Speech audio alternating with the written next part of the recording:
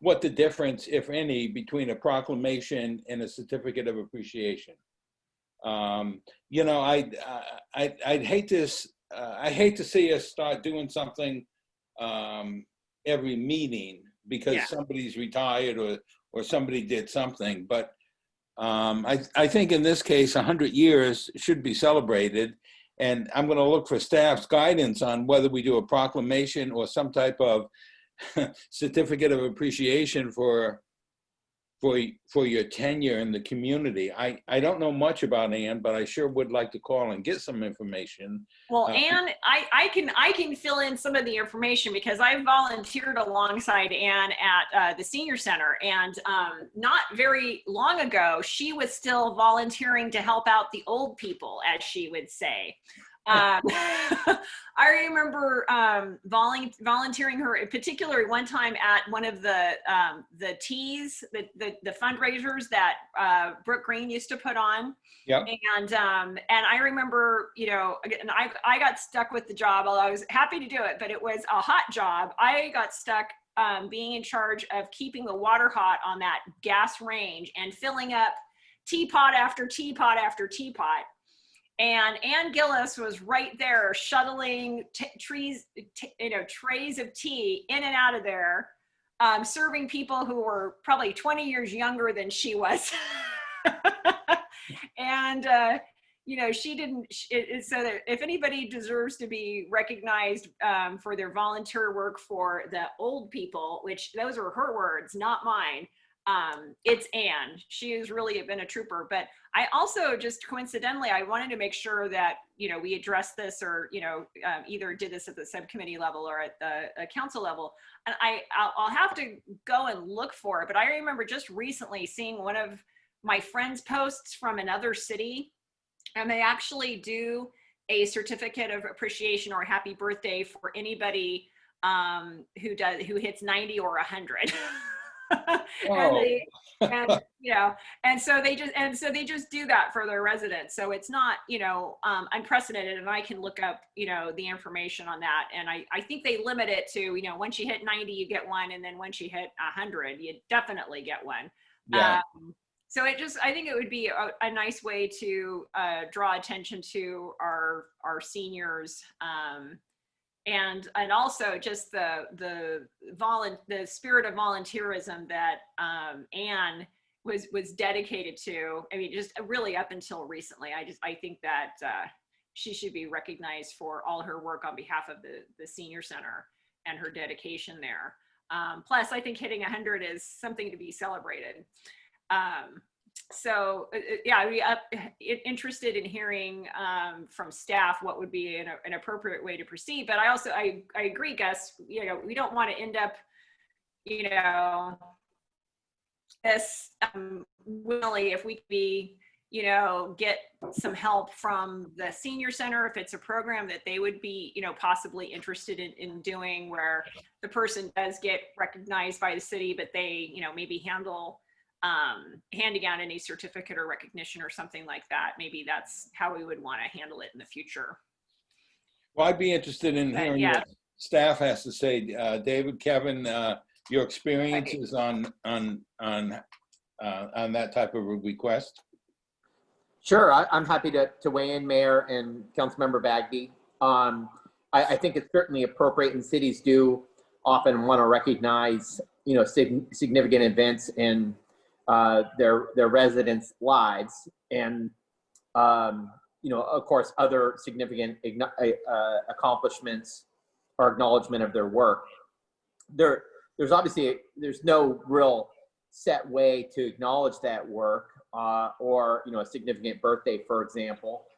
I do tend to think that you know, proclamations tend to have a kind of a connotation of a special event or a significant event, and certainly turning 100, I think, is significant enough to qualify for a proclamation.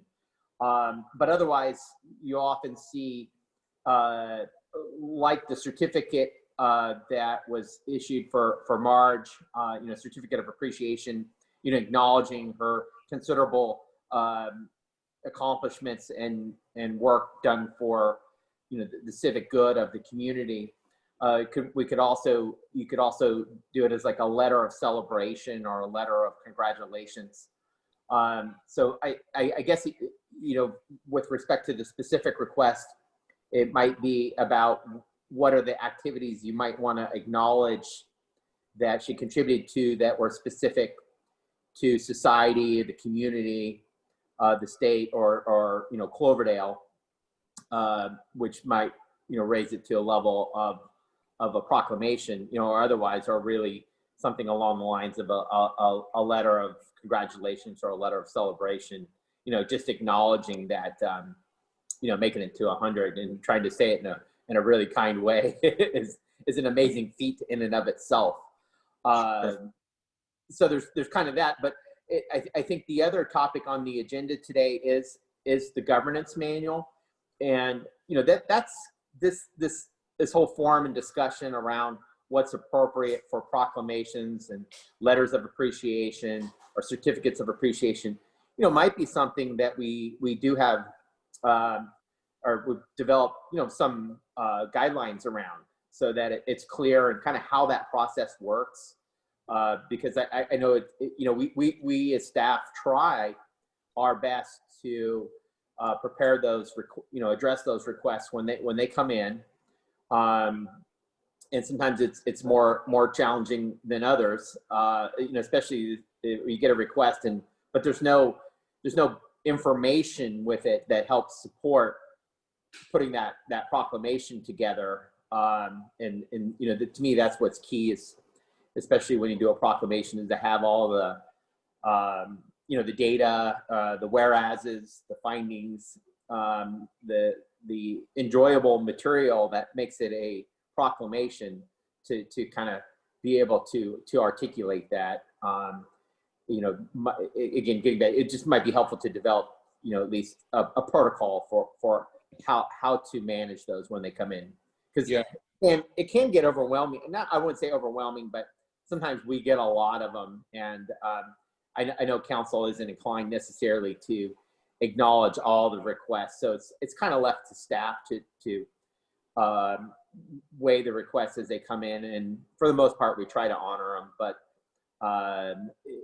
you know, I haven't heard any pushback from council saying we didn't like that proclamation or you know, a letter of appreciation. So I think we're doing an okay job, but. Well, I think, David, and I agree with you, there probably should be something in the governance manual, but in this particular case, I think I'd like to get ahead of that governance manual and do something. And with the chair's permission, I will contact, I believe the daughter's name was on that, and I'll also contact, I believe it was from Mark. And Mark Grant, Mark Grandy is the one who brought it to our attention. Yeah. So yeah, I think it deserves, and just, I know from personal experience that she deserves recognition and a thank you from the city. And it's, you know, and it's, the letter, you know, goes on to detail that they were planning, and I think I had heard this either from Brooke or from Melanie. I know that they were planning an event for her at the senior center this year, and it, you know, it's just not something that they can do. So I think that this is the least that we can do. So yeah, let's do that research with Mark and with Shirley Murray, Ann's daughter, and get something out nice, acknowledging her contributions and her, I guess and her being a role model of health and well-being. and Mayor. I did send an email. I copied you to Mark Grandy this morning, just asking him for, you know, any supporting information. You know, I said if he can get it back to us by tomorrow, I'll be happy to quickly draft up a proclamation and put it on the agenda. Okay. Because I know her birthday's coming up, so it'd be nice to acknowledge. It's coming up pretty quickly. And I mean, if for some reason. Okay, sorry, go ahead, Gus. I was going to say, I'm not so sure, David, I got that email. Oh, I thought I sent that to, maybe I only sent it to Irene. I'm sorry about that. Oh, no, I got one from you, but I didn't get one from David. Oh, yeah. And I didn't either. So, okay. Okay. So yeah, Yeah. that'd be great, David. Okay, so if I'm understanding you correctly, you're putting the ball in my court. I'll follow up with Mark tomorrow and get as much information, David, as we can by tomorrow.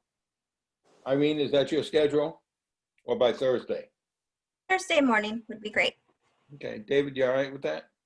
Yeah, I mean, ideally tomorrow. That way we can draft it up and Okay. have it. But if it comes in Thursday, we can put something together. Right. All right. Great.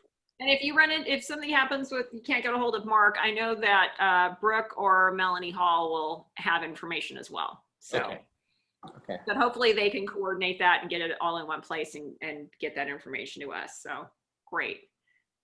And then the second item, the second letter, I just wanted to make sure that it got into correspondence. So that we could just briefly talk about how we would want to proceed with that, Gus, is the letter from Rohnert Park on Home Sonoma.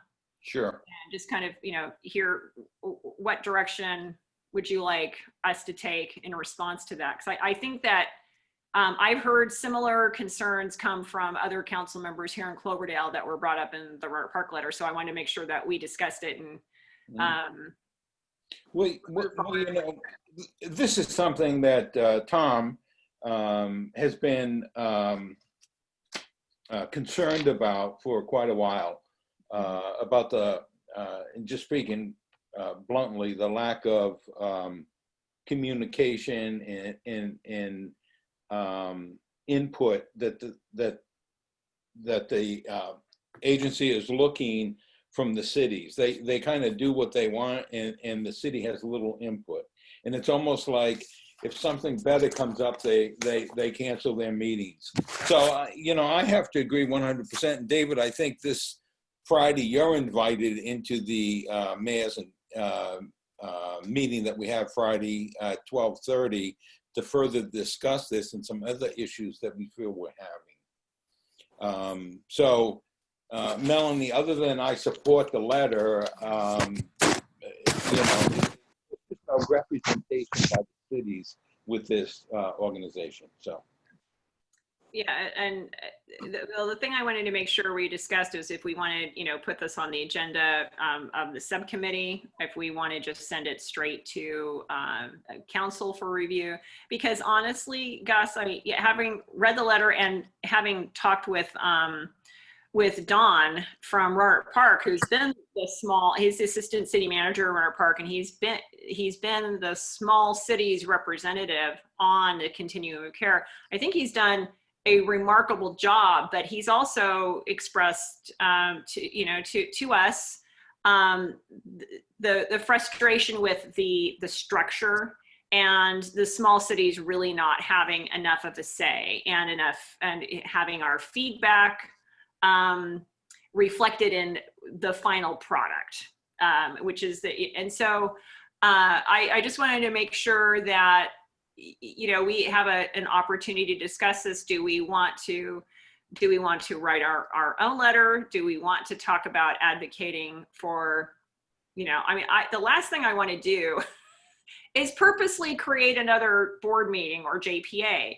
But the fact is that, and this is what, Mayor Schwindelm talks about all the time, is that this is, homelessness and helping the shelterless become sheltered is a regional problem. It's not anything that, just ship them down to Santa Rosa or, shift them from place to place. That doesn't address the issue. What really addresses the issue is a regional approach. And it may require a JPA. It may require the 9 cities and with the county to form a JPA.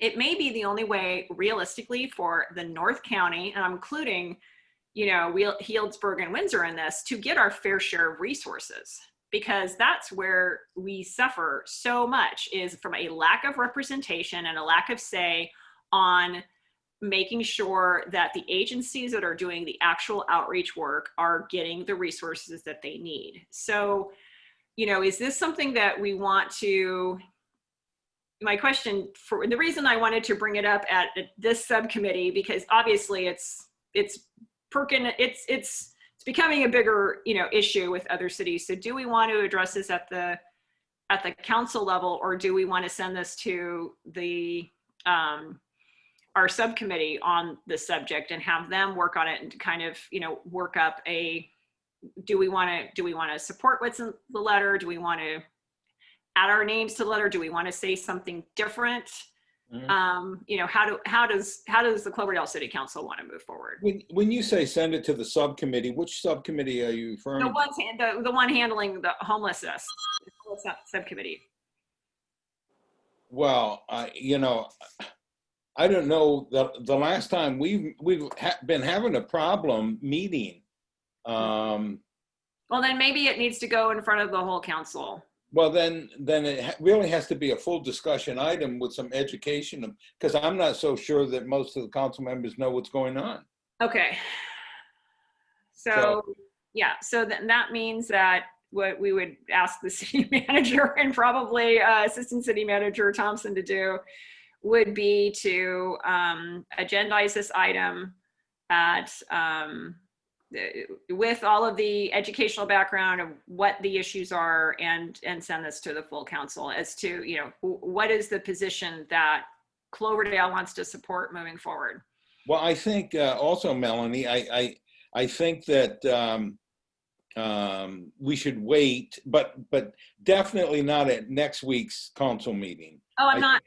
Yeah, I think I'd like David to be part of that conversation that we have on Friday. Absolutely. And especially because this is a big long-term structural question. So yeah, this is going to take some time. I guess, yeah, I would back that up with staff saying we need a comprehensive understanding. All the council members need a comprehensive understanding of where we are, challenges we're facing, and what what Rohnert Park is proposing, and the other possibilities for how we would structure a countywide I don't even know what the word is, like what it would look like. Yeah. What is the future that Cloverdale wants to see for Home Sonoma, and how we participate in it? Okay. Because before everything gets set in stone, this is the time to do that. Yeah. So I'd say sounds like that's what we want to do, and we're telling you to take your time with it and get it. Yeah. And Dave, we could talk at our Friday afternoon meeting after the mayors and council members, and see exactly what we want to recommend to the council, if you're okay with that. Yeah, I think does that work, David?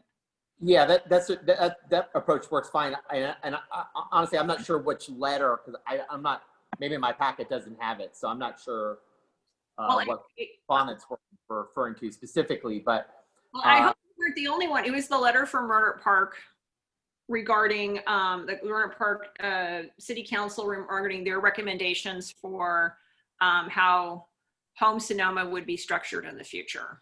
Dave, I'll send it to you again. I sent it to you and Irene for distribution to the full city council. So I'll just flip it to you again.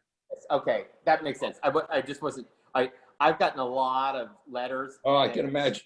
On this. Okay. I can't relate.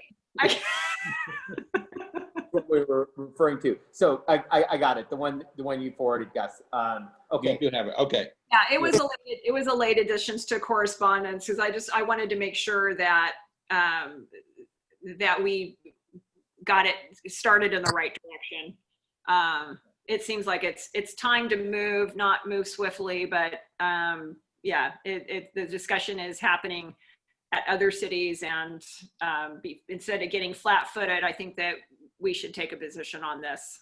Yeah, and that letter into itself was pretty much a staff report to some extent, so they kind of outlined it nicely, but we'll talk. Yeah, this item is going to Rohnert Park City Council, and it's also scheduled to go before the Windsor Town Council, and I believe Healdsburg.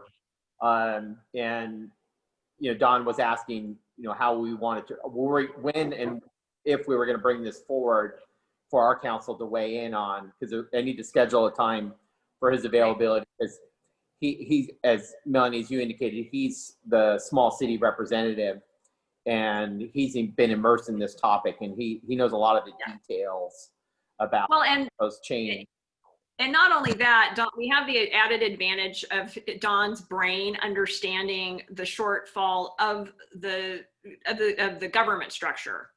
And so, yeah, and if he can give us some time to present to us and answer our questions at the council, that would be very valuable, I think. Great. Yeah. Okay. Well, I know we're gonna discuss on Friday with the mayor's group, and I think it would be worth, if you support it, going directly to council, based on, depending on the outcome of the discussion on Friday, because I think tied to this, probably much like some of the other JPAs, will be a discussion about funding a new entity to support governance for homelessness. So there would ultimately be some kind of funding component tied to it. So I think it'd be important that council kind of understands and has a perspective on not just governance, but the financial. Oh yeah. The cost of participating and going that route. Okay. No, that sounds good. So after your Friday meeting, that sounds like a plan. Excellent. Anything else on this, Mr. Mayor? Nothing, thank you. Great. Well, with that, then, are there any other communications, Irene? Nope, No not other seeing- communications. Great. We'll move on to public comment. So this is when members of the public may comment on any matter that is not on this agenda. Please limit comments to 3 minutes. Members of the public may comment on items on the agenda when the subcommittee considers that item. The public may comment using the raise hand icon on your smart device or desktop computer, or dial *9 if you're using just your telephone to dial in. So Irene, are there any public comments on items not on the agenda at this time? No hands are raised, Chair. Great, thank you. And then, so we'll move on to item 3, approval of minutes from August 4th. Mr. Mayor, had you had a chance to review the minutes? I have, and I'd like to move approval. So moved and approved. All right, we'll move on to item 5 and current items for discussion. Review of Recology's rate review request for solid waste recycling and green waste services. I'll bet this is our city manager, since he's a trash man at heart. It's near and dear. Right. Okay, so the item in your packet is a letter from Recology, who is the city's franchise waste hauler. The request is part of their annual request to adjust rates to address the additional disposal costs at the Central County landfill. So every year on April 1st, the landfill adjusts their tipping fee, and that tipping fee is allowed to be passed through to customers through the rates under the franchise agreement. Basically, it's a cost that Recology incurs by transporting and disposing waste at the central landfill. And of course, through the various agreements that we have with Sonoma County, our waste hauler is required to bring the materials to our central landfill for processing. So they've submitted the request, but this year there's an extraordinary request that came with the refuse rate index. And I'll touch on that in a second. Mostly the refuse rate index request is pretty standard. I did ask R3 to take a look at it. They're reviewing it. They will prepare a memo which will accompany this request to council. I was hoping to have the memo ready for the subcommittee, but it just wasn't finalized yet. But basically, the work that's been done to date on the review of the refuse rate index request change for the tipping fee is accurate. There's just some minor kind of rounding errors. So what they're proposing is a rate adjustment of about 2.66%. Overall, that would result in increases of between 20 cents and 92 cents for single-family residential cart collection customers, and between $3.56 and $8.88 for multifamily and commercial collection services. And that would cover just the refuse rate index. What they've also included, however, in this particular rate review request is to purchase 3 new vehicles, and the resulting refuse rate increase that would be necessary to cover that additional cost is fairly significant.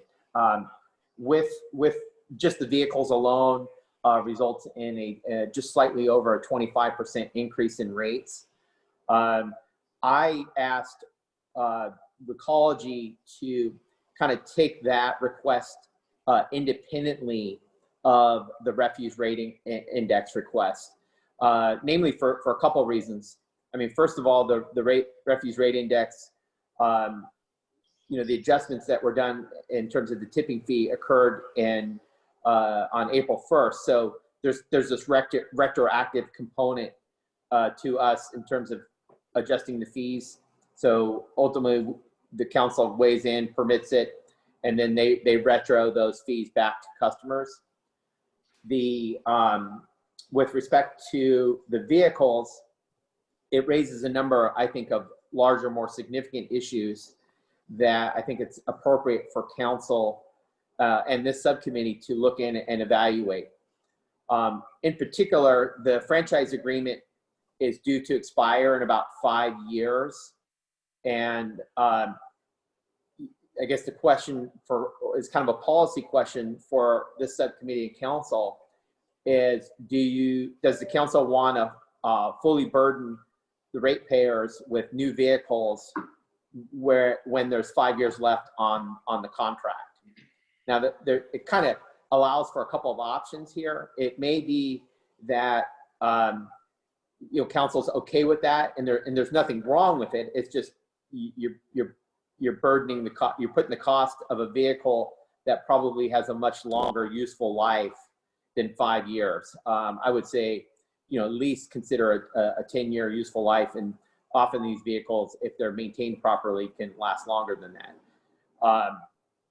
So one is, does council or the subcommittee want to consider a rate increase that's kind of extraordinary? Is one question. Secondarily, do you want to put the full cost of these new vehicles, which have a greater useful life than 5 years, on a contract that has 5 years remaining? Or do you want to consider this rate increase in terms of possibly a larger review of the franchise agreement? And I mean, one option could be looking at extending the agreement. So for example, extending the agreement for an additional 5 years or an additional 10 years. And again, that's kind of a larger policy question that I didn't want to try to bring forward all at once as part of this rate request. So kind of what I've done with Recology is broke out the 2 rate requests, one to address the refuse rate index change. And my opinion is that we're somewhat obligated to support that, because that's costs that are being incurred by our waste hauler. Whereas the purchase of new vehicles, which certainly has certain benefits for our community in terms of new equipment, it's quieter, it generates less emissions, but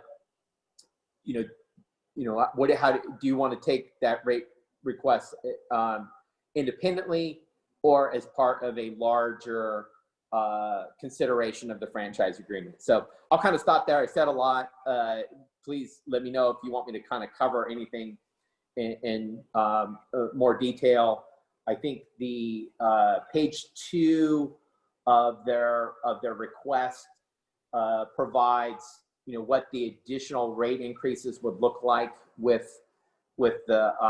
just the annual rate increase, but also adding the vehicle, and so or the 3 new vehicles. So 3 is kind of significant in my opinion, but again, that would address their almost entire fleet that serves Cloverdale, with the exception of their street sweeper.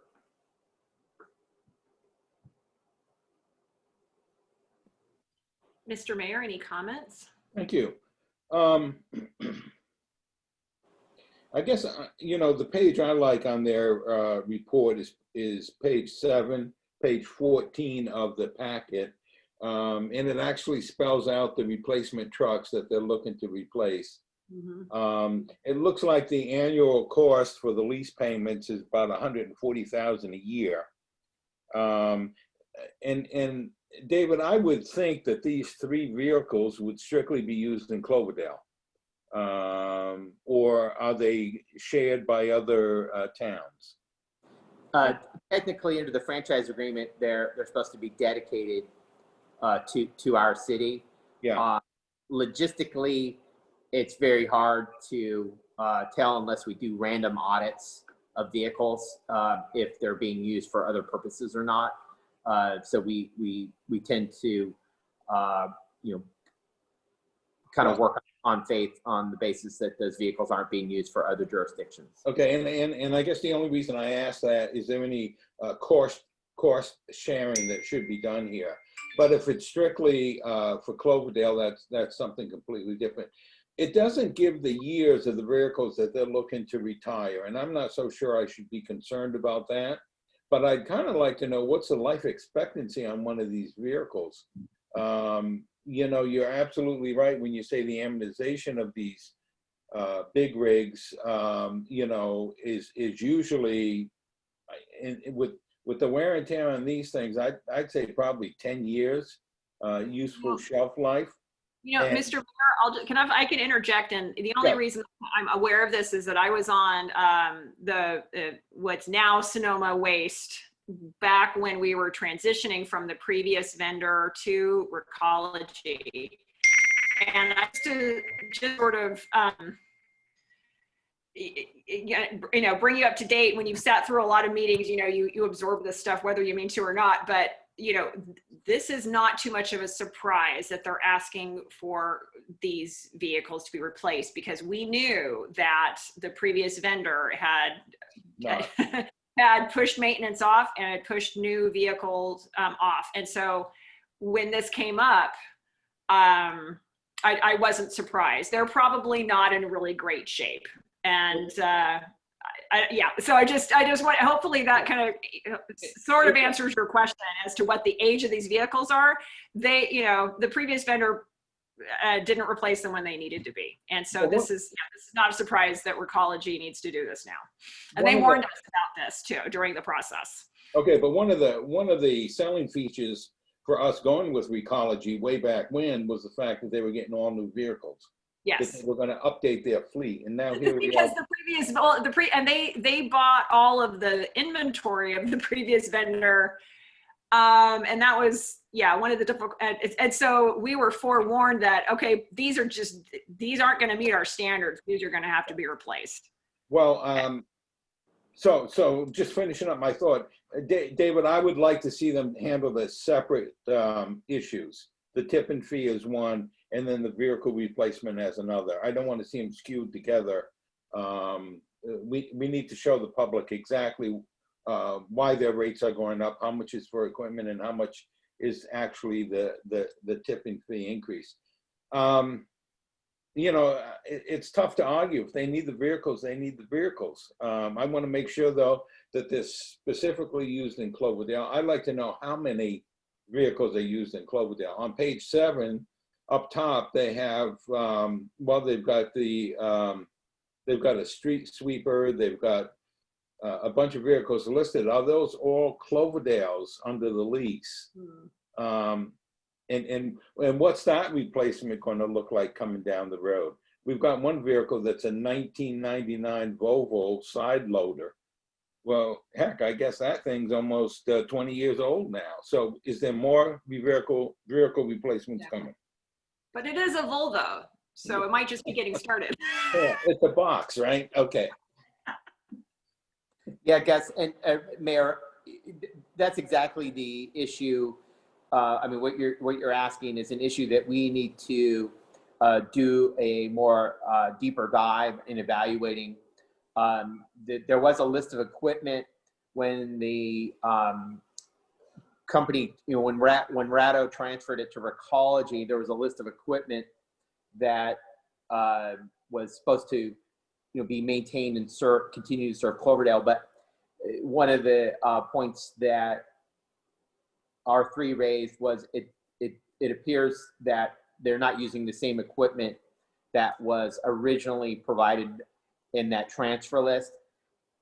Now, my assumption is that some of that equipment had issues and it was done out of necessity, because, frankly, I was receiving a fair amount of complaints when Ratto was managing the contract due to leaking equipment, and I have not heard that concern, basically since the time they've taken over. So I think they may have had to switch out some vehicles out of necessity, because some of the equipment that was, some of the older trucks were just, I think, really at the end of life, as Councilmember Bagby pointed to.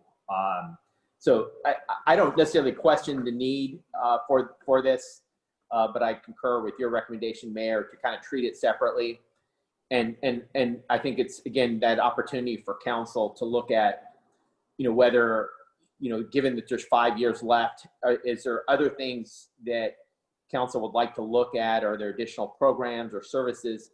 And we look at that in this context of this larger rating or this larger equipment request, and see if there's interest in maybe increasing the contract or changing the terms to address this equipment request. Yeah. And my apologies, on page 7, 14 of our report, there are 7 vehicles listed up top.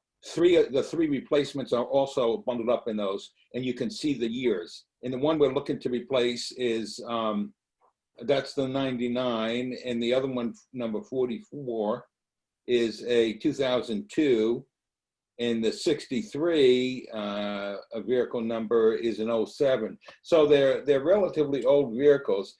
So I would think, I'd like some clarification. Are those 7 vehicles strictly for Cloverdale, and what's coming down the pike at us later?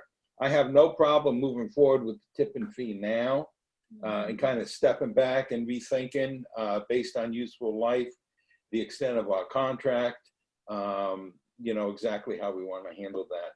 And what's in it for us to try and increase that contract now?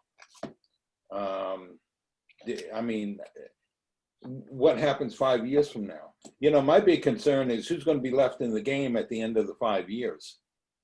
Yeah. With totally. all the requirements. So yeah, I have to say, I completely concur with the mayor. I think they should be taken as 2 separate issues. I have no problem with the tipping fee. It's usual, it's very small, has a very small impact on the ratepayers. But I am interested in, I'm assuming that our finance director took a look at these found the rounding errors, or was that you, City Manager Kelly? Well, that was with R3's assistant. With R3, okay, yeah. And I'm experienced with working with R3 from Zero Waste, and they do a really great job on everyone's behalf, whoever hires them. So I'd be interested in seeing that report. But I think that the mayor is absolutely right. I want more detail on these vehicles and what they need to replace and which ones are dedicated here. And I completely understand, is like when, if they have an emergency or or a special event or something like that where they need to pull from the fleet to take care of needs, I have no problem with that. But I want to understand, it's like, because we are investing in their fleet at this point. And I think that you bring up a really good point, is that if we're investing in replacing this fleet and we have 5 years on our term, is this the time to really look at, maybe we want to just go ahead and look at other things we want in the contract, and maybe we want to extend the contract now, and we're in a place to do that. I mean, I feel it's really frustrating right now, and it's not just items like this. It's like I knew that this was going. We all knew that this was going to be coming, because we knew that Ratto had deferred maintenance, that Recology took over their fleet, and we knew that we were going to be faced with, the added costs of needing to deal with that deferred maintenance. And of course, all of this is coming at a time when we're cost sensitive because of the economic impacts of the pandemic, and our citizens certainly are, our ratepayers certainly are. And so we knew that this big expense was coming, but at the same time, it's coming at the absolute worst time for us as a community. So I think that makes it even more important to say, we're going to take these two items separately, and we need to find a way to smooth that rate jump for our ratepayers. And if we need to renegotiate our contract now so that we can, and look for other savings, then we need to do that. And we can't be we're not the only city in that boat. So I don't think this will be a big surprise to them.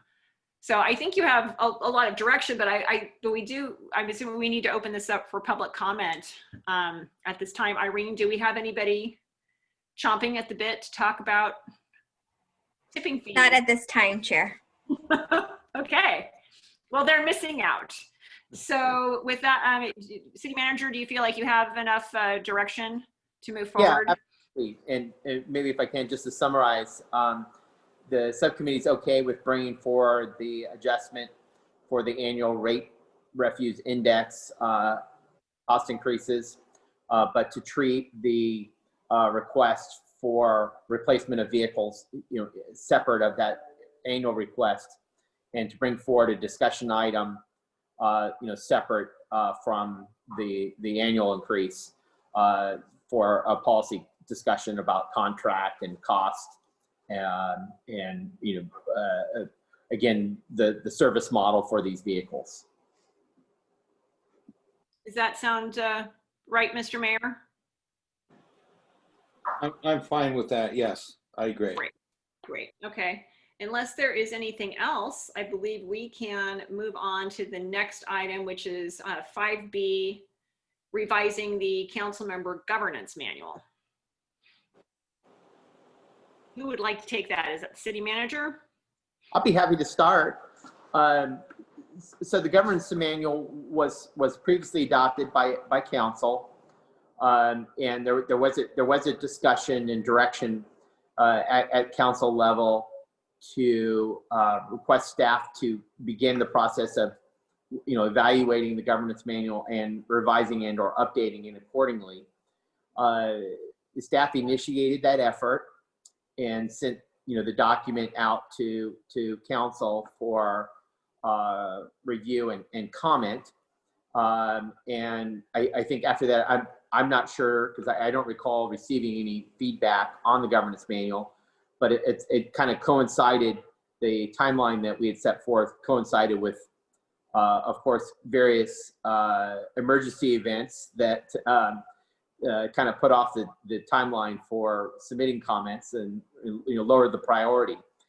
And so it's kind of sat there without without staff bringing it forward.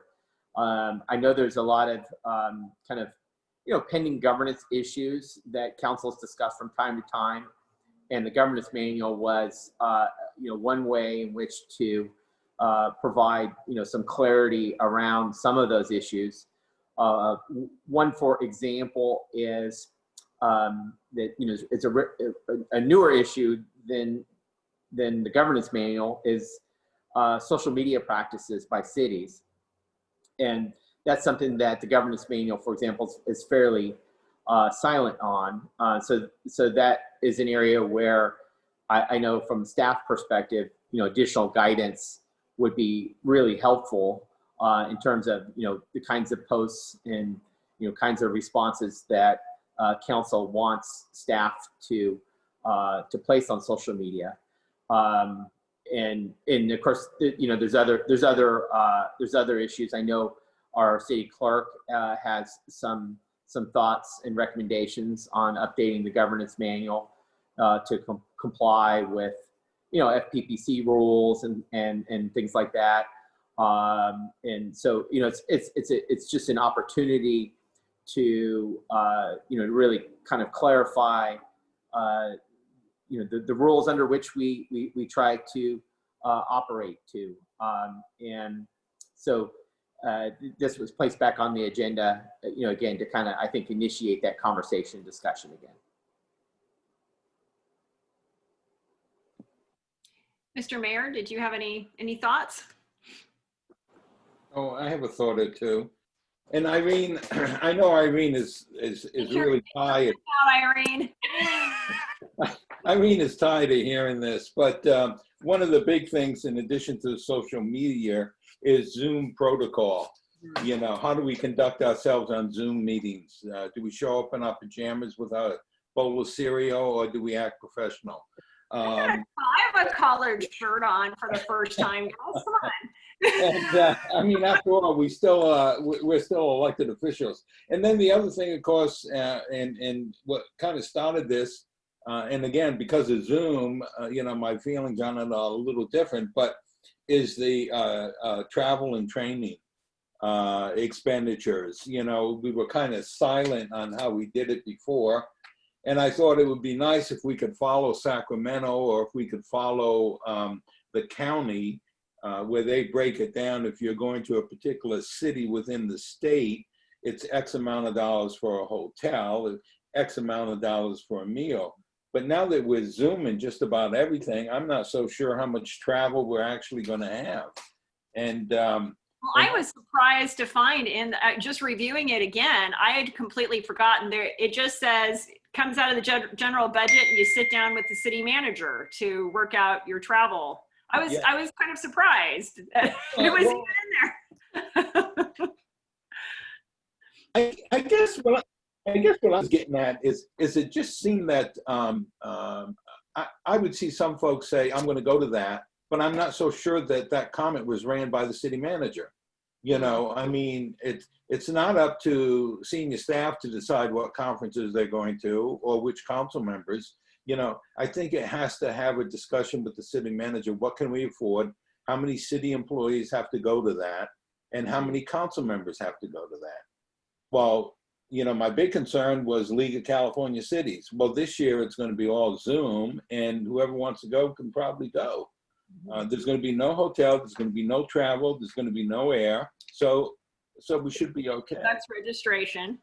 Yeah, but I just want to get our arms around it and make it a little more, to have a little more discretion on how much we spend, especially if it goes back to the good old days. There's so few things that are controllable in our budget. I mean, units are the bargaining units, the lights are the lights, the water's the water. But we can control some city council, and I shouldn't say city council, we should control our travel and our training expenditures. So I rambled enough on that, so thank you. No, not at all. I think you bring up some really good points. And I did a little bit of homework because, I took a look at again, I mean, forget, when something's 36 pages, I mean, I certainly, or, 20 pages, I can't retain it every time. I can't retain every item, but there are definitely some antiquated portions of our,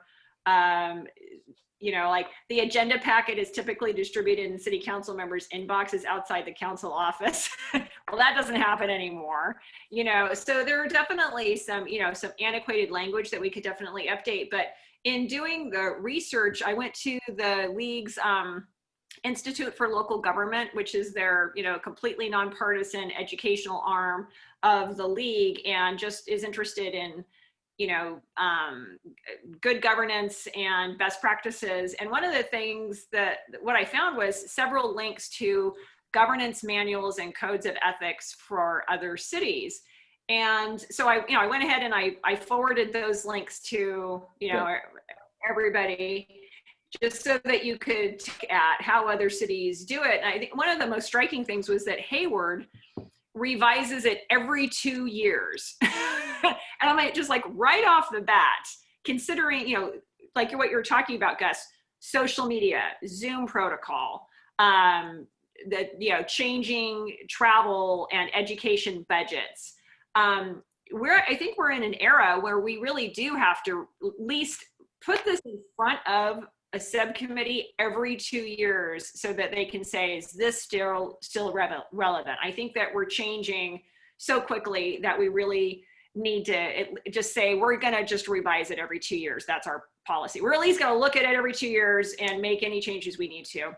But in addition to that, some of them are shorter, some of them are longer, but most of the practices of other cities I see also include a creed or a code of ethics or a code of conduct that council members, any appointees and staff are held to. So, so often we think that, codes of behavior or ethics things go without saying. Well, not really anymore, especially when you're trying to, protect your city from litigation. So I'm hoping that that the staff will take and of course city attorney will take a look at these 4 or 5 examples, and some of them probably dive too deep. Maybe some of them don't dive deeply enough, but if we could find something that's kind of in the middle, that, and also, interestingly too, the city of Sunnyvale has an excellence pledge there where they pledge to their voters, their citizens, that they are committed to customer service and excellence. And I think that in this age of needed community engagement, that's something that people should expect from us. And maybe that's something that we also want to consider doing. So that's kind of what I would like to see us, revisit at the next meeting, is maybe have, city staff take a look at these different examples in concurrence with the city attorney and come up with some ideas to, bring our governance manual kind of more into the 21st century. So are there any other comments from staff, or Irene, do we have anybody from the public who wanted to make a comment? No hands are raised, Chair. Well, Madam Chair, I think at this point, David mentioned earlier that we did send it out to all city council members. We asked for their input within a certain time frame, and lo and behold, some emergencies came up and it kind of fell by the wayside. As they do. Do we want to do that again, or is this something that just you and I should be looking at, working on a change with staff, and then bringing it to the council for adoption and their recommendations? Or do we go out first? Well, I think that we should work on it get it to a point that we think it's ready to go to council. So just, city manager, do you have a recommendation as the best way to do the work and proceed? Well, I think this subcommittee is a real, working subcommittee, and might be able to, make substantive changes, or at least call out, areas that are key to update and address. And what we can do, I think, is if we spend a little time, go through it, identify what those key substantive issues are, and we could, put that in an agenda report to council and identify these are the key issues. Is there concurrence? And if so, we'll continue to work, kind of as a status update, check-in, and then continue the work of updating it. that's one option. Or the other option is, kind of do a fully, try to, develop a fully revised draft and then bring it forward. The downside there is, that there may be some comments that we may miss or not be thinking about that we might miss, and then we have to come back and kind of update it accordingly. So it's really about how we want to engage the council in this updating process. But I do tend to think that the workhorse subcommittee is the finance, admin, and police, due in part to both you, Mayor, and council member, so that this would be an appropriate place to kind of tackle some of the updates. And that's fine, David. But I really find myself in the environment that we're in being respectful of your time. So here's something else we're putting on your desk, in addition to everything else you got to do. So is this something that you're going to tackle personally, or are you going to delegate it? Well, I really view it as a team effort. I know, for example, Irene has already drafted up some changes. I have some. So, I don't think it's any staff member's singular effort. And probably in terms of delegation, it would probably land in Irene's lap, because I think it's so important for her role as the city clerk, but also because, we do have an election coming up. And, this seems like this is when this document gets attention, is around election or post-election. So, that, and Irene obviously oversees that process. So I think it kind of would be a good project for Irene to oversee. So if I may, just a few comments.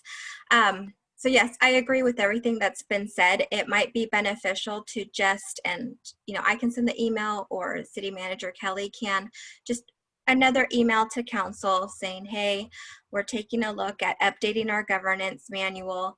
We'll set a new timeline, and then within staff, we'll work with our own suggestions plus those provided by the council, if any, and then we can bring and identify the items or the sections that we're looking to change or add to this subcommittee, and then kind of go from there.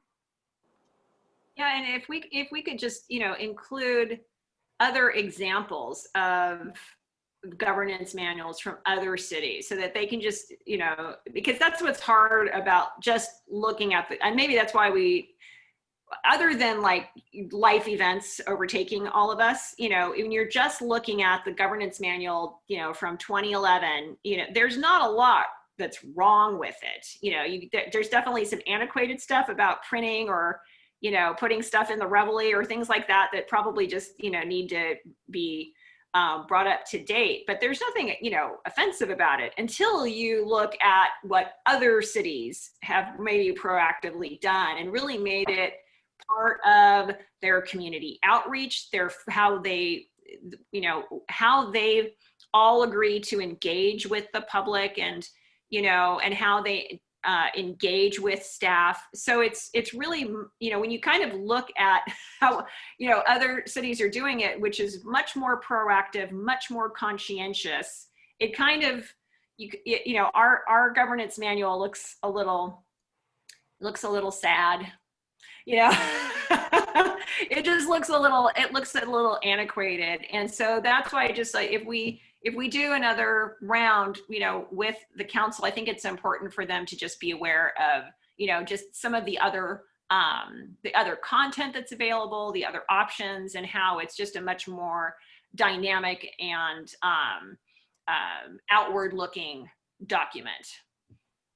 And also interesting that just going through some of them, just the fact that they address openly a lot of the issues that the mayor brought up earlier, which is this is what council members are compensated.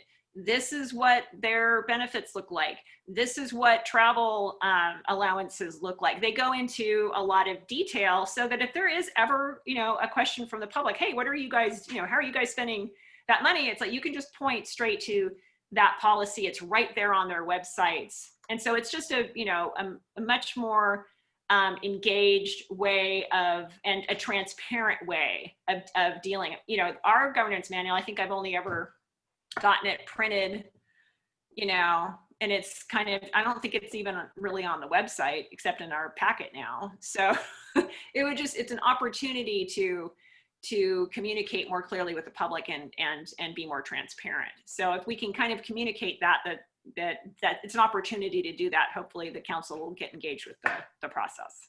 Well, the city of Santa Clara really has a nice setup on their website. Absolutely. You know, I mean, yeah. Well, I hope they do.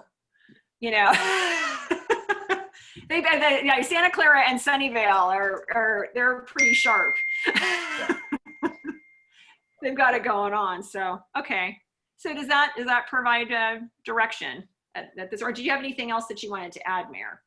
No, I'm fine. Thank you. Great. Great. Any other thoughts from staff or hands raised? All right. No further comments. I think we have direction.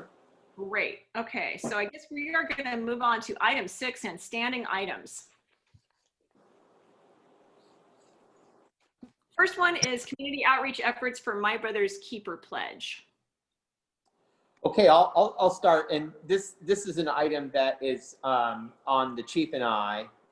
We had planned to schedule a workshop in August, and all great plans, city manager. All great plans. we're sidetracked on, I think, other immediate needs and efforts, but we're gonna, set a date and schedule a workshop. We decided that the chief and I can handle the workshop without a facilitator, following some of the lead of some of our other communities. So it's really just incumbent upon us to get that date set and push out information to the community to the date and time and get it scheduled. So, Chief, anything you wanted to add? Yeah, I do want to add that it's been an ongoing effort. There has been work put into the platform that we're going to choose to use, which is a very well done, in my opinion, PowerPoint that really outlines all of the issues surrounding reform and our use of force. I think I'm waiting for some statistics on use of force for our department. Once I get those implemented, I'll be closing it up, and then I'll work with David and we'll look at an agenda for the workshop. And then, like he said, try to set a date. But we're just about at that completion stage and ready to move on. So it has taken a little bit of time, but we're getting there. Anything to add, Mr. Mayor? I'm fine. Thank you. Great. Well, thanks for taking that up. And yeah, I'm assuming that this will be a Zoom call and that you'll record it and make it available to the public, just to get the information out to folks. Okay. Absolutely. Great. So then I guess if there isn't anything else, we'll move on to item B, update on Sonoma County COVID-19 education. We're on an education roll. Okay. Well,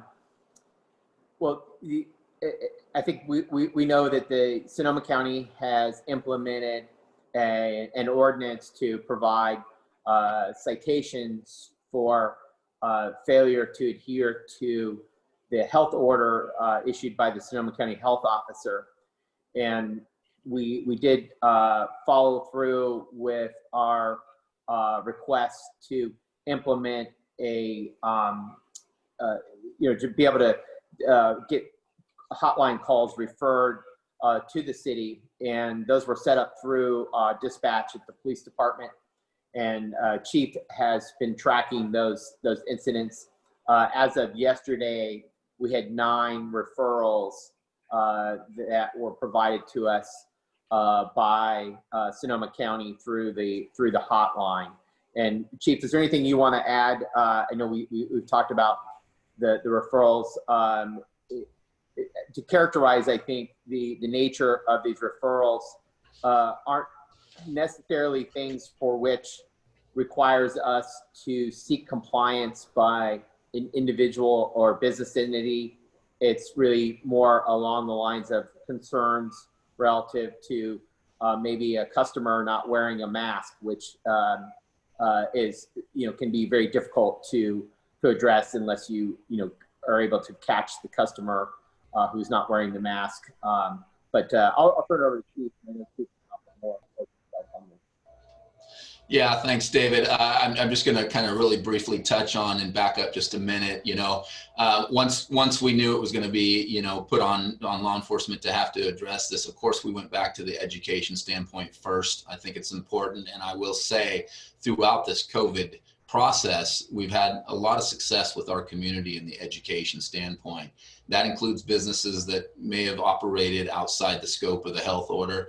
They've complied every time we've addressed them. And it's not the same one over and over again. I want to reiterate that.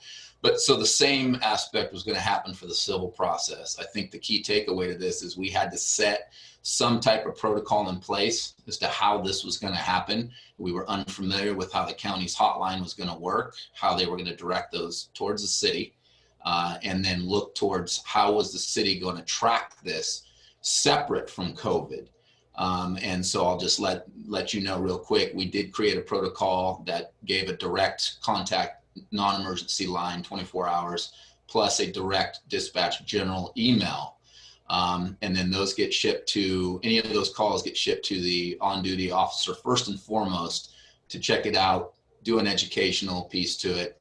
And then if it was more complex from a business standpoint, those would be directed to community development for further follow-up, which is the best way. But we created a drop-down menu that allows us now to track these calls independently so that we know what time it came in, what's the nature of it, who responded, what was the outcome, referred to business, community development, or we handled it with a warning and education.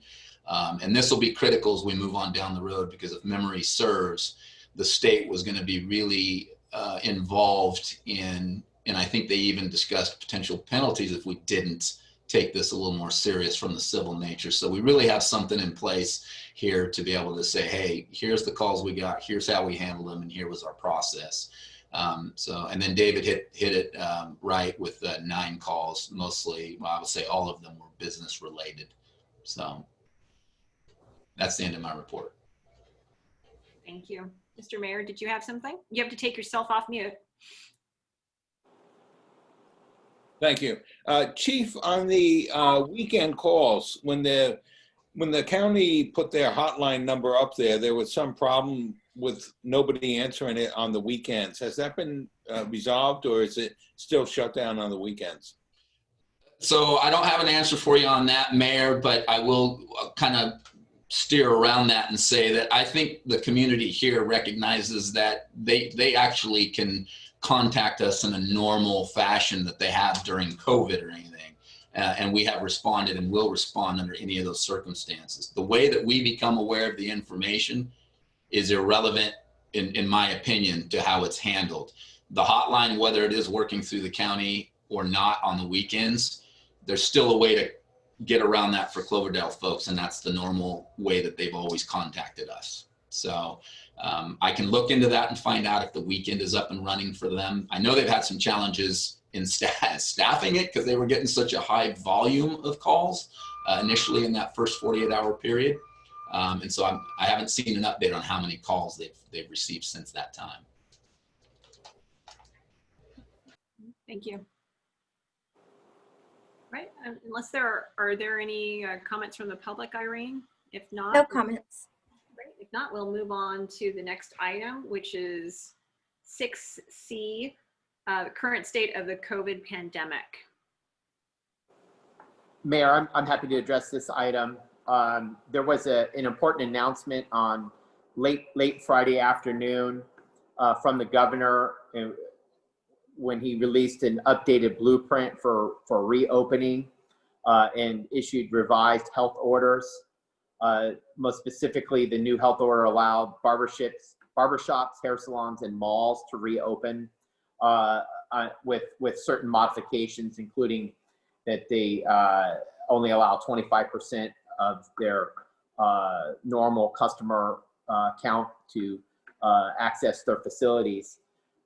While this was released on Friday from the governor, our county health officer did indicate that it was necessary to undertake a review to determine its applicability in Sonoma County.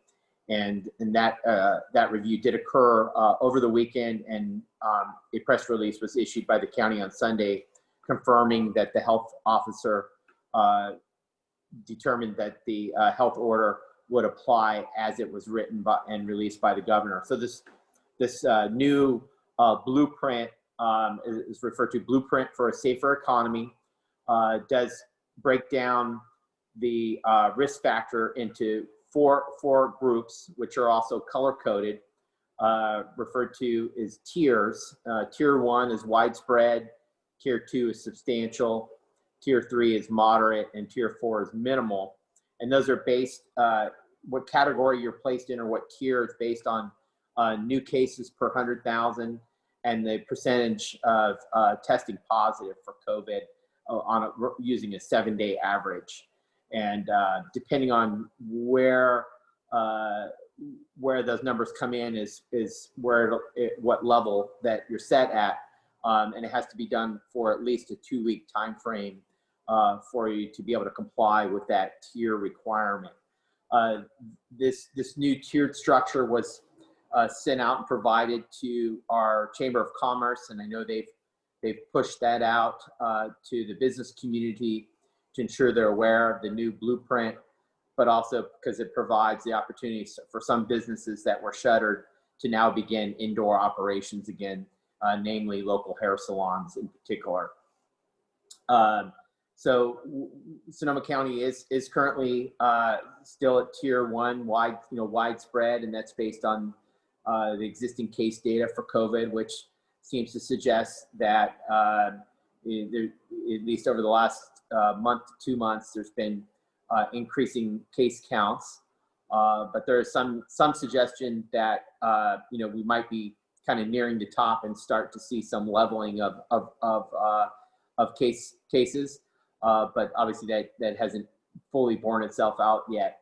But this is the new framework, and basically takes the place of the county shelter-in-place order, and the guidance will be issued, again through the state down through the county, and ultimately adopted by the county, and ultimately be the framework under which the city operates. So that's kind of a snapshot overview of this new tiered structure, and obviously it does provide for it's more of a risk-based model, and I'm sure it's the governor's attempt to try to address some of the criticism that is received relative to closure of certain types of businesses, particularly again hair salons and barbershops. So that's kind of the overview from staff's perspective of this new blueprint or new framework. And we're happy to address any questions that council may have, or the mayor and Councilmember Bagby you might have about this framework. Mr. Mayor, any questions? Oh, can you have to unmute yourself? I know. I'm fine. Thank you. Great. Yeah, I think we're all keeping up pretty well between all of the phone calls, the press conferences, and everything else. But thanks for the summary. Have you heard any intimation though from county officials as to when Sonoma County may be moved up or down a tier? I have not received any feedback. We'll have a call with the county health officer.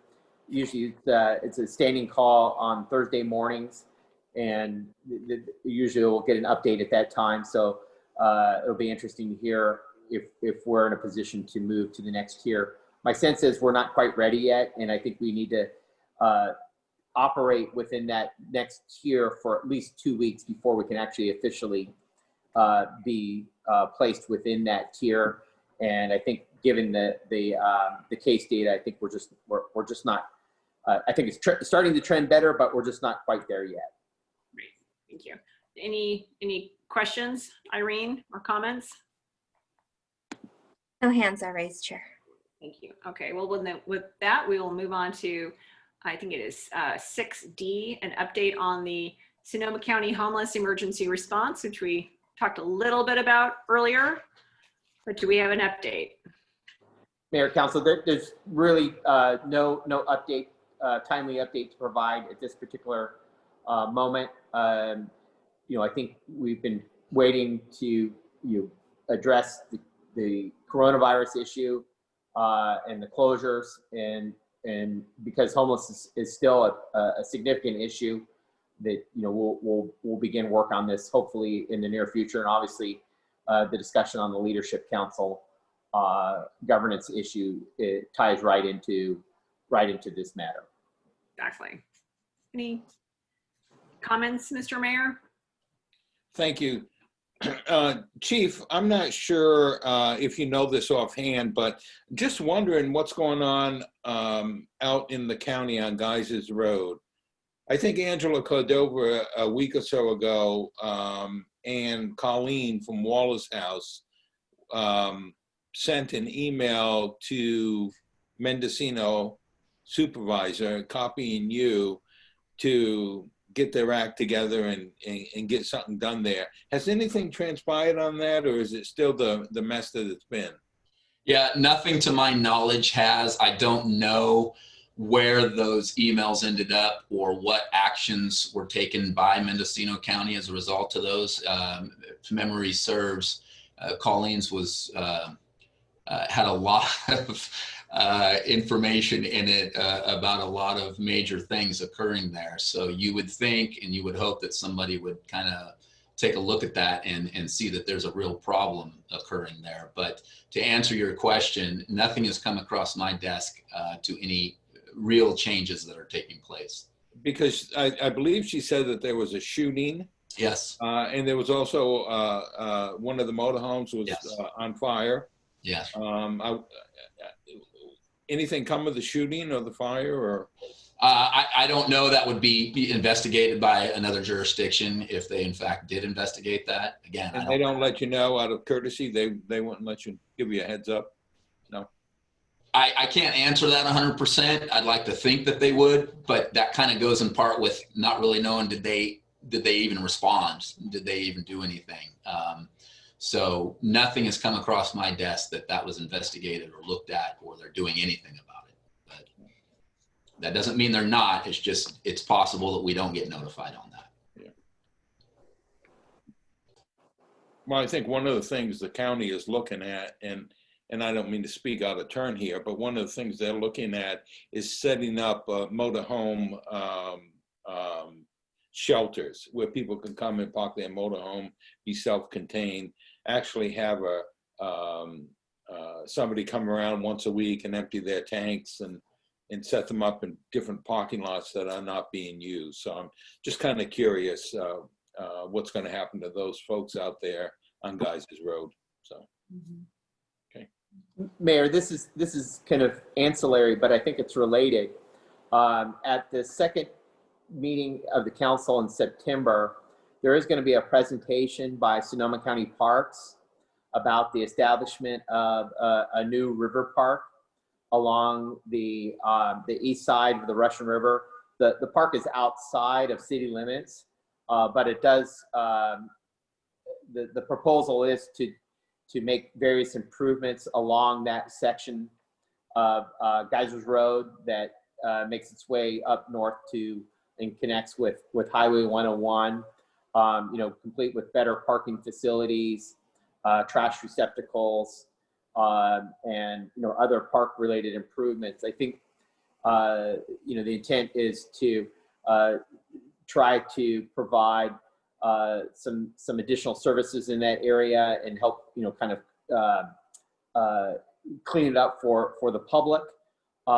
Whether that'll address the homelessness issue or not, I'm not certain, but that will be a topic of discussion and a presentation by Parks to the council. So I think this conversation around homelessness and some of the RV parking may come into that discussion.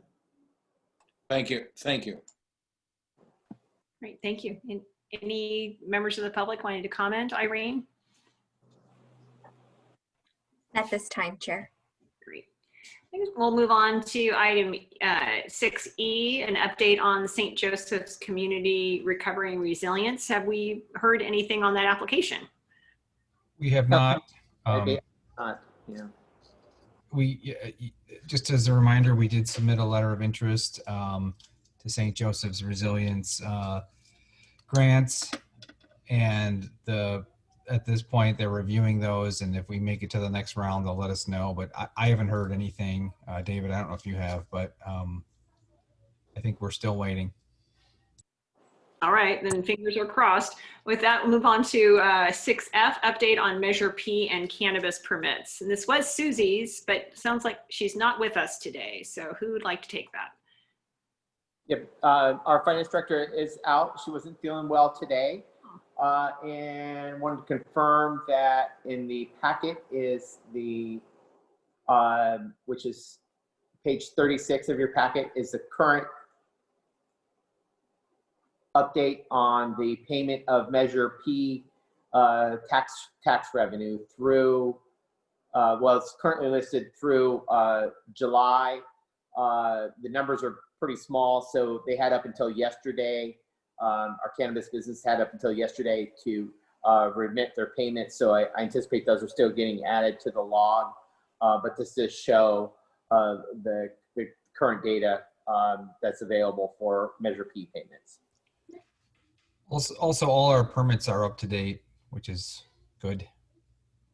All done. Mr. Mayor, did you have anything to add? No? Okay. Yeah, it's great to see this running total, and I guess we'll probably see a more complete report at the next subcommittee meeting once all of those numbers have been added in. So with that, any comments, Irene? None at this time, Chair. Okay. Be sure to get my attention if there are. So item G, an update on pension liability legislation. Madam Chair, Councilman Wright, no updates at this time. Great. Then we'll move on to the utility user tax measure. Okay, so the utility user tax measure we now know has qualified as Measure R on the November 4th ballot. And we did receive an argument against submitted by the Sonoma County Taxpayers Association. My understanding is that their argument is a general argument that's consistent with their arguments made against other tax measures by other cities within the city or within the county of Sonoma. They pretty much sent out the same template to everybody. Yeah. I think it was kind of a blanket opposition to all taxes, which, not surprising. Though, I think this is a time to begin discussion about, voter education and really beginning that voter education effort to start targeting our local population of voters and to start getting their support for our Measure R, given its importance. And in my free time, I've started drafting some materials that will support our voter education outreach effort. And it's always important to make sure that they comply with election law. So those items that were drafted will be reviewed by the city attorney to ensure that they're compliant. And I would like to work with the both of you, and I think this is a good issue for council, is developing a schedule to write support pieces in our Cloverdale Reveille, but also around key messaging that each of us can take to the organizations we either participate in or we go to do presentations, so that we can be sure to speak with common messaging and speaking points as to why why our Measure R is so vitally important for city finances. That concludes my update, Madam Chair, but happy to address any questions you may have, or the mayor. Thank you. Mr. Mayor, did you have anything? Well, actually, on the website, we basically have Measure O listed from July 23rd, 2014. And, you know, pretty much the heavy lifting, I think, has been done. Why we're requesting it, and it's just a framework for Measure R, I think. So I think that's a useful tool. That made no sense at all. Sorry. No, it's a jumping off point. Yeah, I it is. agree. Yeah. And so if those were your comments, I had a concern I wanted to bring up with you and city manager, if that's all right. And I'm looking for it, but I can't find and I know Irene sent it, but the opposition ballot argument. But I do, from memory, I do know that one of the first lines is that this is it's a general tax with no oversight. And so my question to the city manager and potentially the city attorney is that is not factually correct, because one of the main pieces of Measure O, and I have a feeling the mayor was probably responsible for this because this is how he rolls, is the Citizen Oversight Committee that is baked in to that measure and would be, continued from Measure O to Measure R.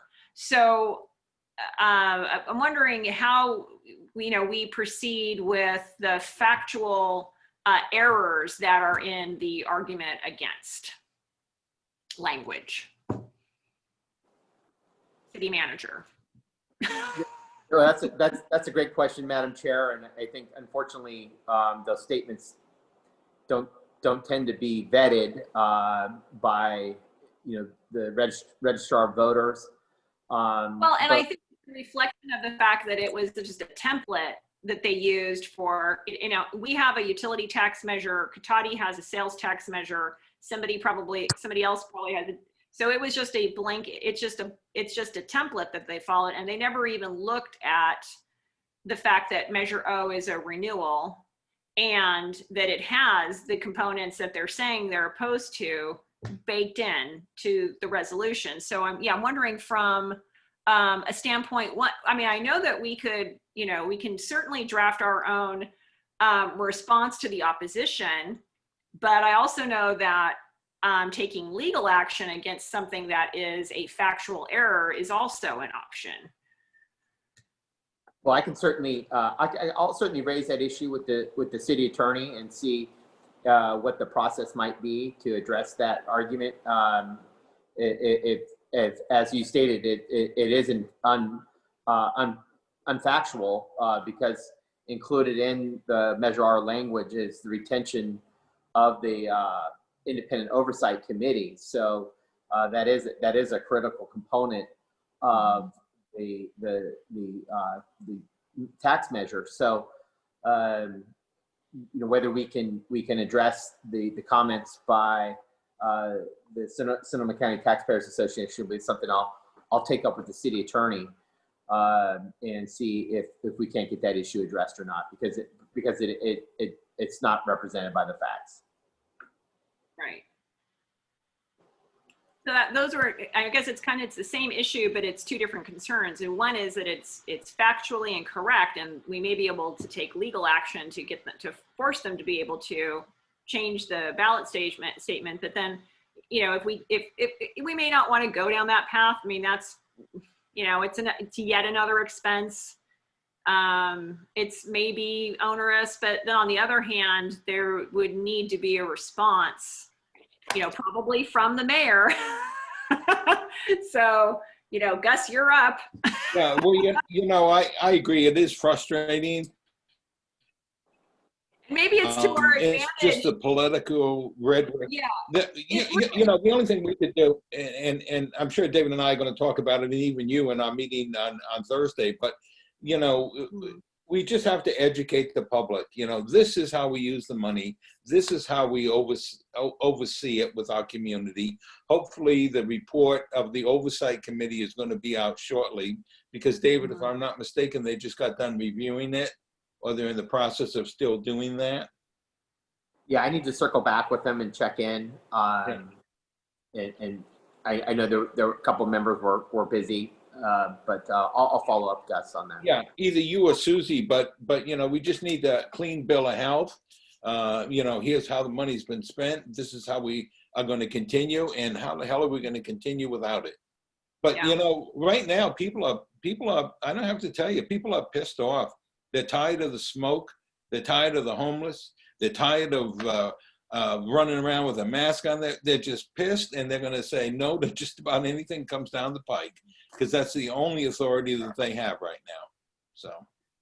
Well, and I think, you know, in that vein, anger is a really good motivator. I think a lot of people are, you know, want to know that we are continuing with our community-based policing, and that we're dependent on those funds for body cameras. I think everybody wants to make sure we have body cameras. I think police staff want to make sure we have body cameras. The chief does.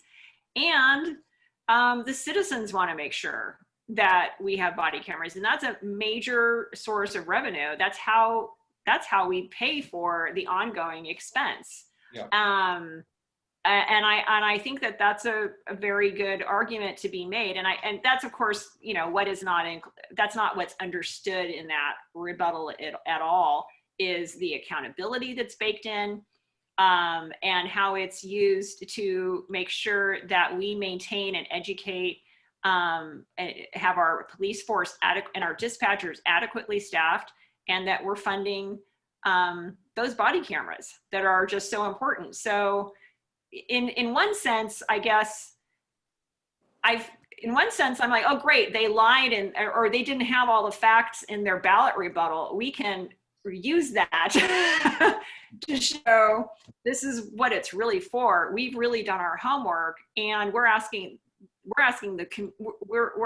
for these funds because it's what the community has asked us to do, and this is how we do it. So, I mean, that's kind of the, you know, that's kind of the choice. I don't like to be litigious and go after them for having inaccuracy, but, you know, on the other hand, I mean, I want to look at that option and see if it's realistic. But there are huge glaring errors in that ballot statement may actually prove to be to our advantage, in that we get to actually expand on our case and, like, say, here are the actual facts. So yeah, I'm hoping that we'll have a chance to put together a very nice rebuttal piece for the ballot based on the facts. So great. That's all I had on that. Mr. Mayor, did you have anything you wanted to add, or? I'm fine. I'm fine. Thank you. Great. Okay. So looks like we'll set up we've got our meeting on that, and then our local preference policy. Did we have an update? Yes, Madam Chair and Mayor. So I sent an email out to staff about the local preferencing policy, and I did want to reference it. We do have in our Cloverdale Municipal Code actually a local preference for what's referred to as discretionary purchases. And basically, discretionary purchases are all those things that aren't subject to competitive bidding. So, you know, many of our public works projects are competitive bidding projects, and therefore, you know, we have to follow the public contract law rather than local preference policies. But we do in section 308060, our local preference requires the city to seek local suppliers or contractors to meet our purchasing needs if they are available to meet the city's requirements. And so I can say that we do make every effort to buy our products and supplies locally. Assuming there are vendors available. Getting back to public works, a lot of our, especially kind of road base and, contract materials are purchased by or from, local vendors, such as IROC and or Ace Hardware, for example. So I think we do really address the spirit of the local preference policy that we already have on the books. But there are certainly opportunities to look at how we might expand local purchasing. Some of that is really done through programs that are beyond just implementing local preference policies and doing things like through business registration programs, addressing what our needs are as a city in terms of supplies, and see what local vendors might be able to address those supply requests. So it's kind of it's just a different way of looking at how we conduct our purchases to see, again, are we missing anything in terms of local vendors that we could otherwise be utilizing that we're not. I don't think we are necessarily, but if this subcommittee wants us to kind of look into this further and deeper, we can see if there's some opportunities to try to really promote, cities' purchases of local materials.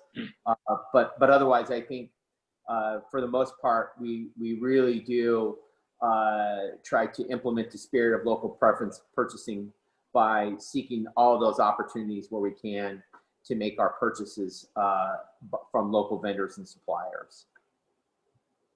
Great, thank you. Anything from you, Mr. Mayor? No. I remember when we implemented that into the bidding process, and it's worked ever since. We go as local as we can. So. Yeah. I just want to make sure too. I mean, it's everything from office supplies and cleaning equipment and things like that to landscaping. But also, I was wanting to make sure that as many city accounts are, with Sonoma Clean Power as opposed to PG&E as possible as well. Can you kind of give a summary as to, the energy policy right now? Yeah, we certainly should take a look at that. From my recollection, most, if not all, of our PG or electric service accounts are with Sonoma Clean Power.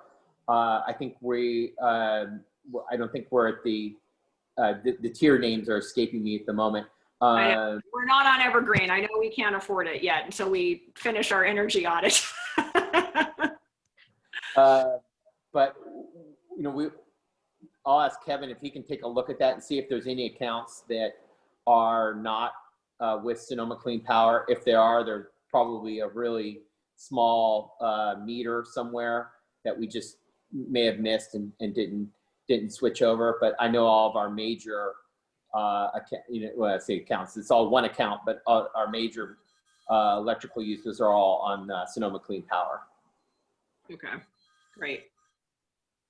So we'll just, we can just leave that as a standing item. And if anything else pops up, we can just, make sure that gets attention. Irene, do we have any hands raised at this point for this item? Hands are raised, Chair. Great, thanks. Well, with that, we will move on to item 7 and future agenda items. Looks like we have 2 time machine items that are already on the future agenda items that are not in standing items. City Manager, did you want to take on options for funding street improvements? Yeah, I don't have anything to add. I think this was a standing item by the mayor, just for us to review and discuss, what are some of the options. And that's an item that we need to do a little more homework on with our city engineer and public works staff, and to be able to bring those forward to see if there are alternative ways to fund street improvements.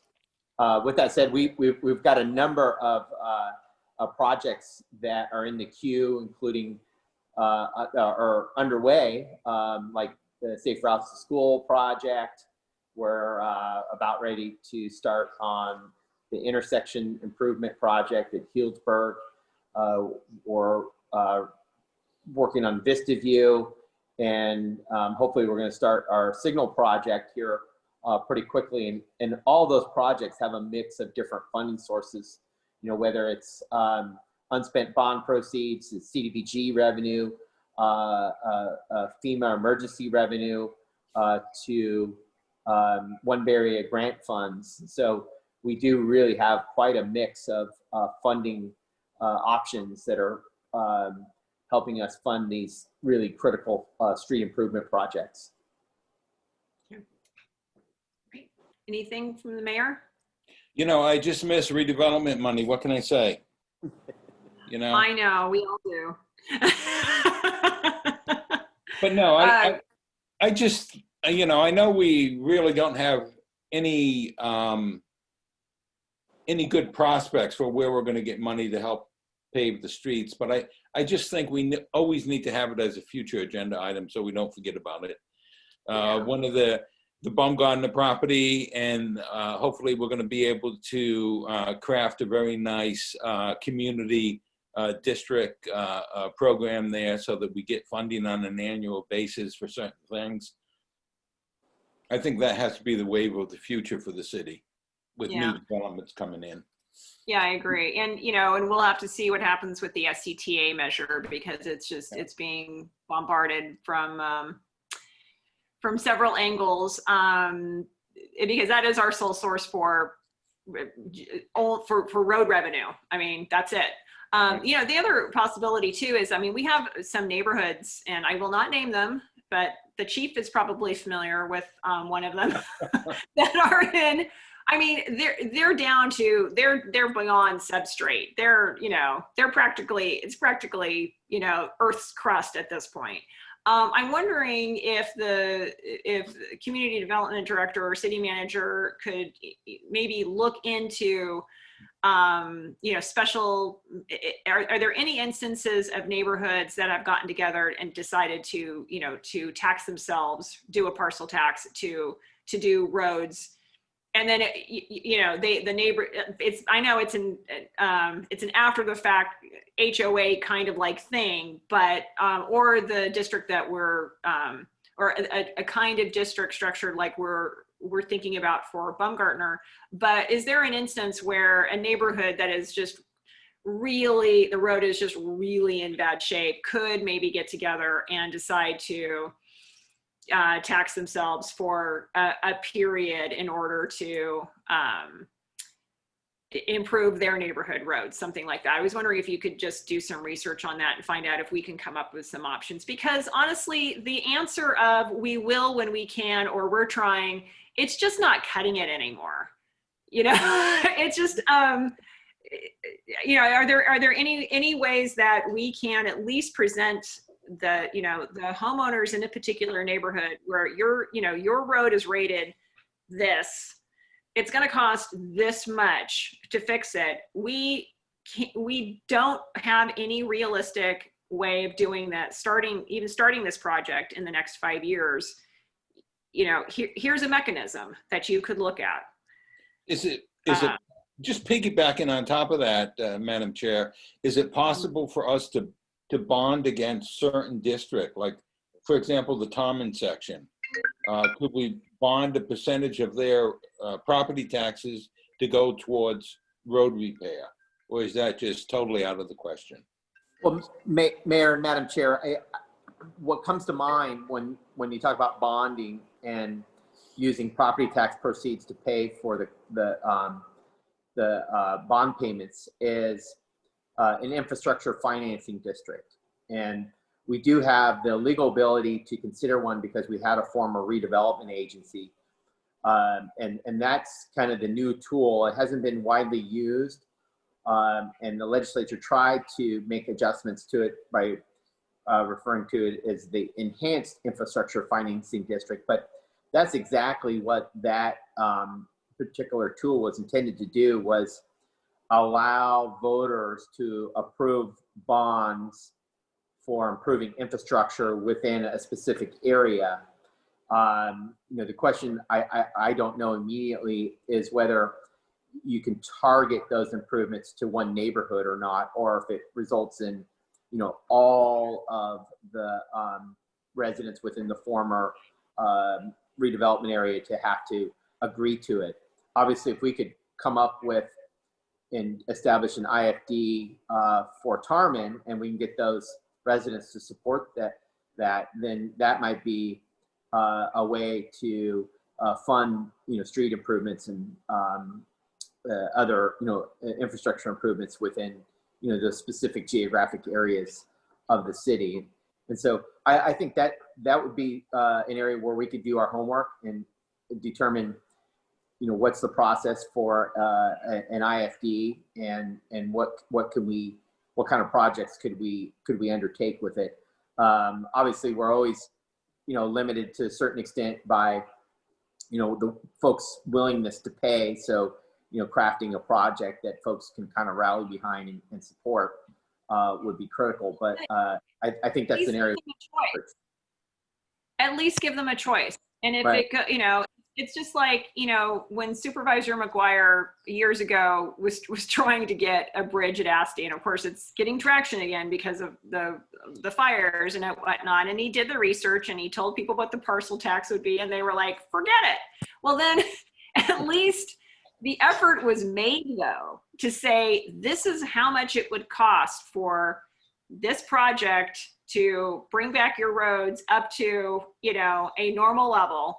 And you can just have an up or down vote. If they choose to live with it, then they choose to live with it. But at least we tried. And I think that we owe them at least that, is to just say, here's an opportunity, and this is how much, realistically, this is how much it's going to cost. This is, you know, this is all, we have to be realistic about the fact that, especially if the SCTA measure, we'll still have 2 more opportunities to try to get it renewed after this if it does fail. But that is our only sole source of road improvement revenue. It's just not enough. And it's not enough. And that's our sole source of dedicated road improvement that we would use to find matching funds. Because yeah, I mean, that's it.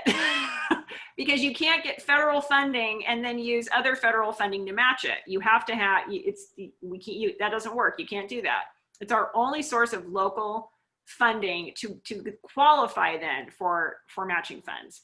So if that doesn't pass, we're even in worse shape than we were. So I think that we have to kind of be prepared for the worst and just say, folks, there's not going to be any money for this. If you want it as a neighborhood, this is what it's going to cost. This is how you can do it, and this is how much it's going to cost. And let them have an up or down vote, and at least they know they don't have to. You know, we have to be frank with people at some point and say, we don't have money for this.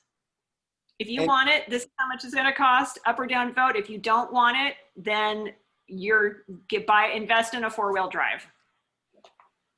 And David, I know you hate it when I say this, but you know, Gus's Sunday afternoon paving company can do it a hell of a lot cheaper than you contracting it out. Isn't there a cheaper way for us to do it? If you want to be a contract city, Gus, then, you know, go ahead.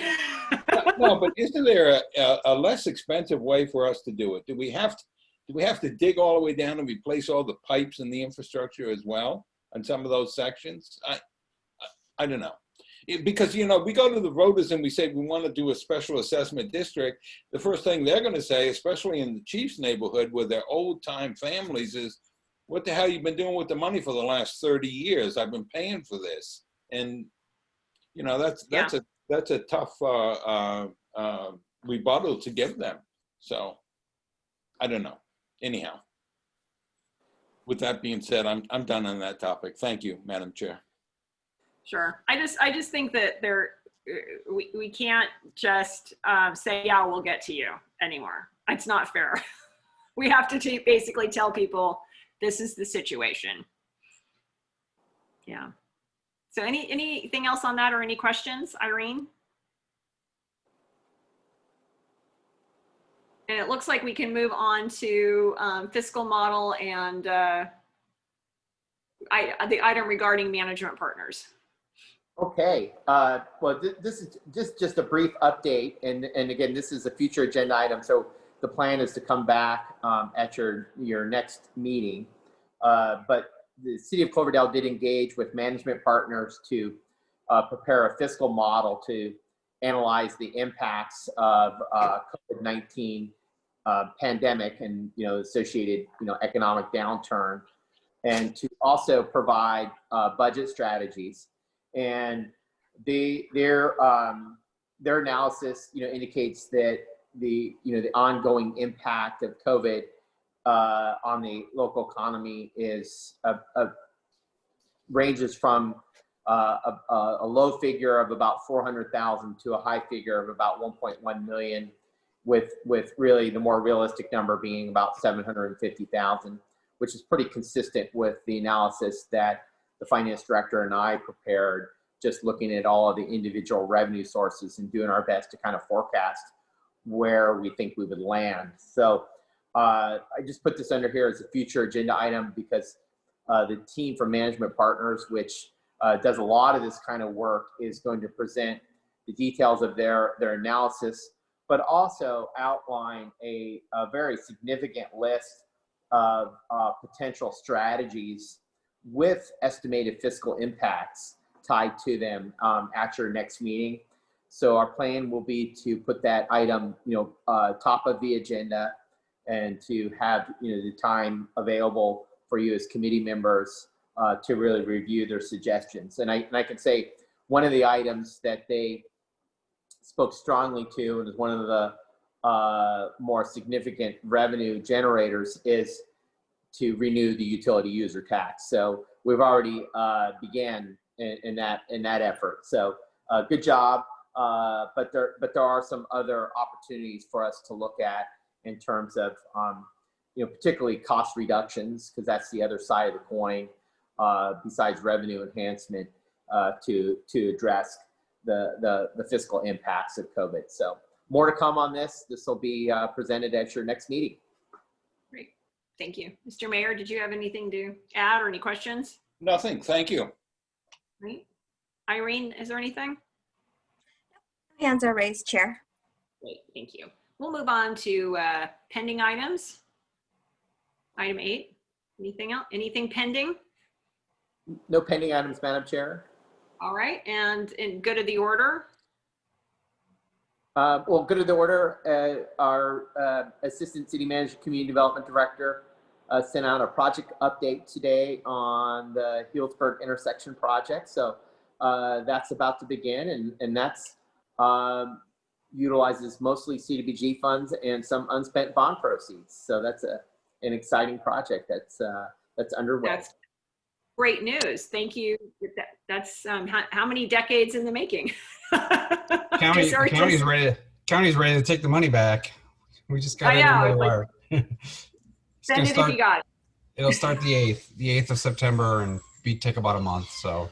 Oh, that's great news. Thank you. Thanks for all your hard work on that as well. So with that, I believe we will adjourn to our next meeting on Tuesday, August 6th. And everyone note the continued new time of 1 p.m. So we will see you then. Everybody stay well and stay safe. And we'll see you at the next Zoom call. Thank you, Madam Chair. And I'll